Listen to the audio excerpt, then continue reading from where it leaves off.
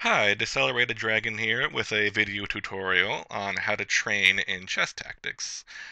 So now if you're like me, you train tactics not just with the goal of solving the problems and feeling good about that, but also with the real goal of improving your tactical vision for actual games.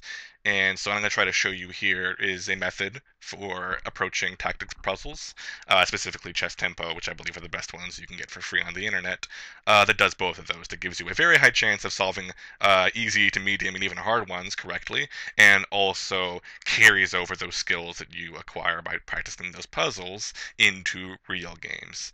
And so let's begin with what not to do when you are faced with a puzzle.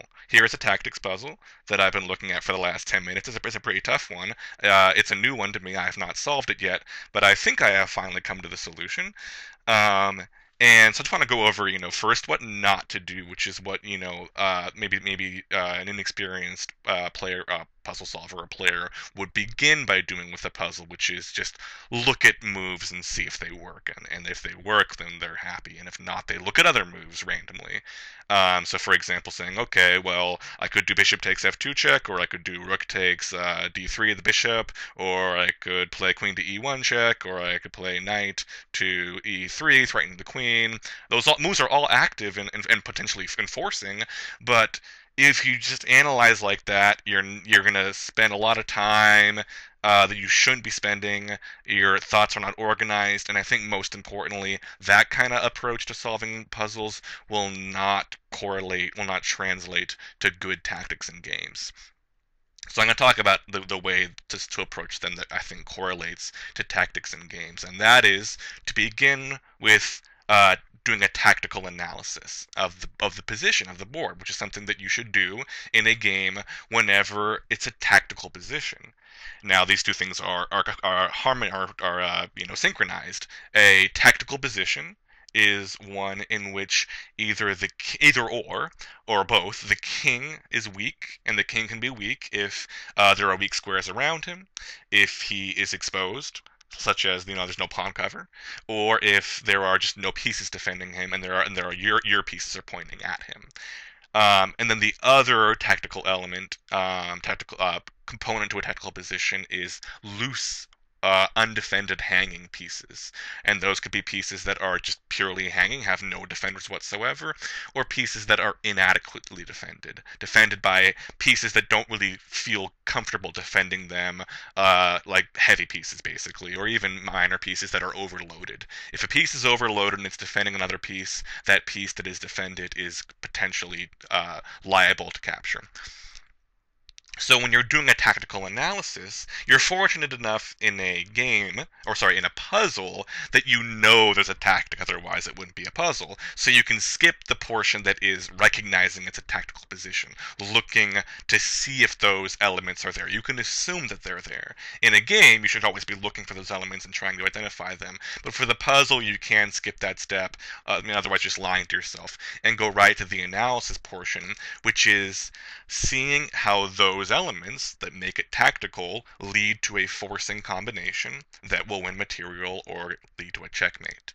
And the way you do that is you target the weaknesses, you look for candidate moves, or really first you look for tactical ideas that exploit that weakness. So if the king is weak, you look for a mating net or a mating pattern or just any kind of mating concept or what the weak square is and how to weaken it further or how to attack it. If there's a loose piece, you look for ways to loosen it further or win it outright. That's the first thing you do. Again, this is all before even thinking about a move to make.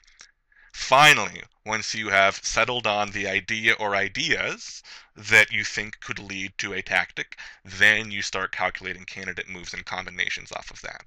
So I'm going to show you how I do this in this problem right here. What I see first of all, tactical analysis. My position is pretty safe. My king is totally safe. I don't need to worry about that. And my pieces, while many of them are hanging, not hanging, but at least, somewhat loose.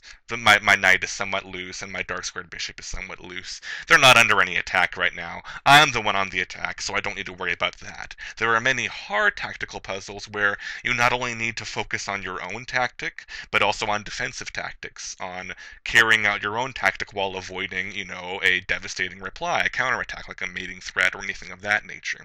So here, fortunately, I don't need to worry about that, so I can go straight to focusing on his weaknesses and targets there. There really aren't any hanging pieces that he has. They all defend each other pretty well. He has a compact formation there, so I'm not going to be trying to win a piece here. Clearly what I'm going for here is his king is very weak. There are weak squares around it. Specifically, the back rank has just been weakened by this move that the computer just made, or the opponent just made, which was knight to d1, which appears to have had the invaluable defensive purpose of defending the weak, very weak f2 square, which is now under attack by my knight and bishop, but has left his back rank vulnerable. So I'm going to focus all my energies on thinking about how I can, exploit that weakness. And for a weak king, it's, pretty obvious.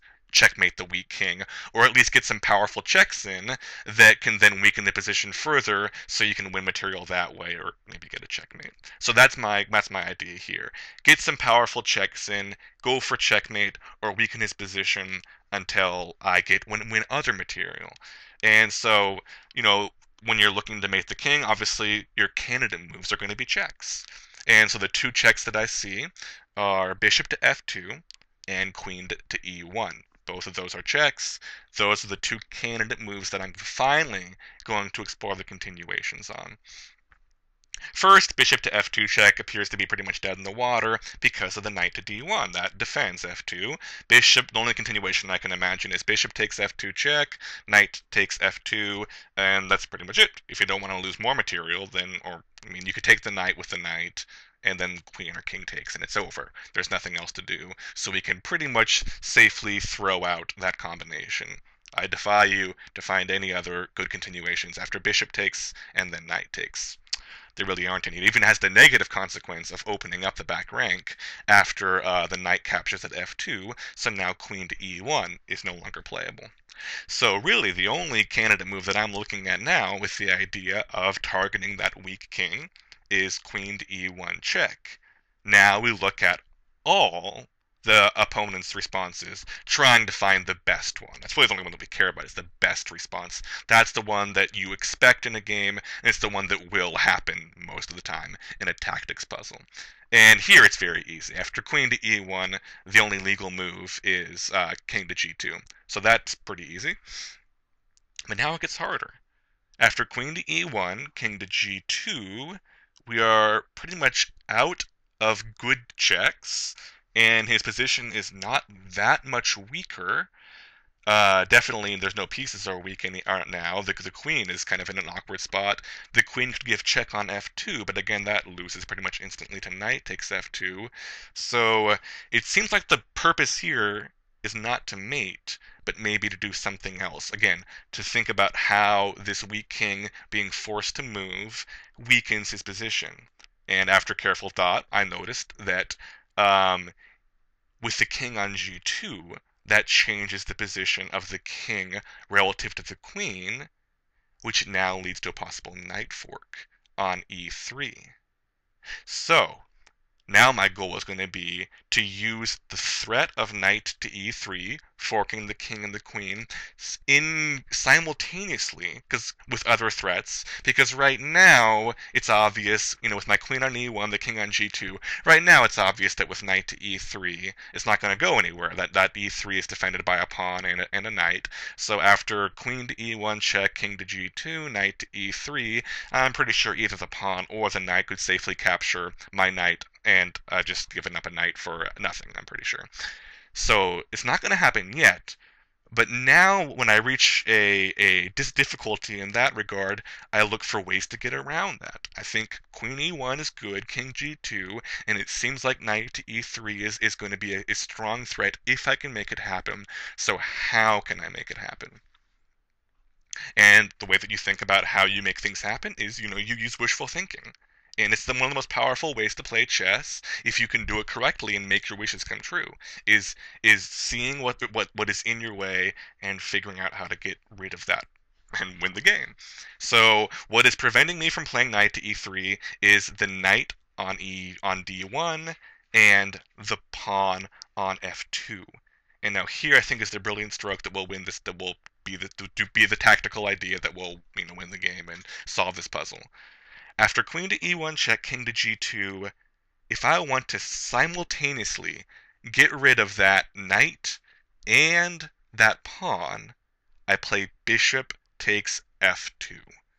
And if first of all you think, well, what if he doesn't take my sacrifice? Here it's beautiful with the queen on e1. If he doesn't take the sacrifice on f2, then I'm pretty sure it's checkmate, queen to g1. The bishop is defended by the knight, and clearly, well, it wouldn't be checkmate, I don't think. The king could escape to either h3 or f3, unfortunately. But then at that point, I think I'm not going to calculate it because I just think it's just too powerful. And this is just practice. If maybe a while ago I would calculate this, but I'm pretty sure now, after if he declines to sacrifice, if I play queen to g1 check, king to h3 or f3, I think if it goes to h3, queen takes h2 looks really good, and if he goes to f3, I think he'll be dead pretty soon. The king's out in the open. I think that'll be the end of it. So I'm pretty sure, again, this is not with full calculation, and you're gonna have to. This is one of the ways when you get really good at tactics, you're gonna have to be able to not to be okay with not calculating everything, because the game's just too complicated to calculate everything. You have to rely on instinct and general knowledge to some degree. So I think after bishop takes f2, he has to accept the sacrifice, and then there's the tactic. I have removed, but he has to accept the sacrifice with knight takes f2, otherwise my queen and bishop and knight just wreak havoc on his king, and after knight takes f2, knight to e3 check wins the queen, because now both defenders of f2 are gone. So, this is the moment of truth. Again, I have not solved this puzzle yet, so I'm not sure if this is right, but here goes nothing. Queen to e1, correct. I was fairly certain that that was the correct tactic. Again, it seemed like the only obvious way to exploit the weakened king, so that seemed obvious. Now the move I'm not so sure about, but it feels right to me. And again, I can do a little bit more thought. It just really seems like after, bishop takes f2, if he does not accept that sacrifice, I just have too many attacking possibilities after queen to g1. So, I'm not positive, it might be wrong. Here we go. It's correct. And then knight to e3, winning the queen. And the tactic is now, oh, well, there's one extra move. I didn't even really, yeah, this is what happens actually sometimes. I didn't even calculate that. I forgot that after and this is okay. I've won the queen, and I'm going to win the rook now, but I totally ignored the fact that that queen would be hanging there at the end. So that would mean that's hilarious. I still probably win the puzzle, but and will probably win this game, but I did not see that, and that's a little bit embarrassing. But I'm pretty sure here, after knight takes rook, check, king pretty much goes wherever he wants. And yeah, I think all I end up winning out of this is the exchange, which is pretty interesting because, huh, and did I even win the exchange out of this? Let me go back. This has told me, and I can't believe I was right, but at the same time, so far, all it's been is, knight for pawn, so basically now he's a knight up. And then, so now it's queen for knight. Yeah, I think if I can get the rook and get the knight out safely, and I will be able to by taking the bishop. Yeah, I win the exchange, which is still good enough, so I'm going to do it. And there we go. What was the difficulty of that one? Only 1700, 1695. So yeah, and I think it's because of the idea that queen to e1 is pretty obvious. And then after that, yeah, bishop takes f2 is really the only move, in my opinion, that has any kind of force and continuation. And yeah, the funny thing about tactics puzzles and even chess is, even if you miss something, if it ends up being okay, you're just lucky. Okay, well, I was able to fortunately explain that tactic, and I think it was a really nice one. And so I hope you enjoyed it. I hope you learned something. Yeah, thank you for watching.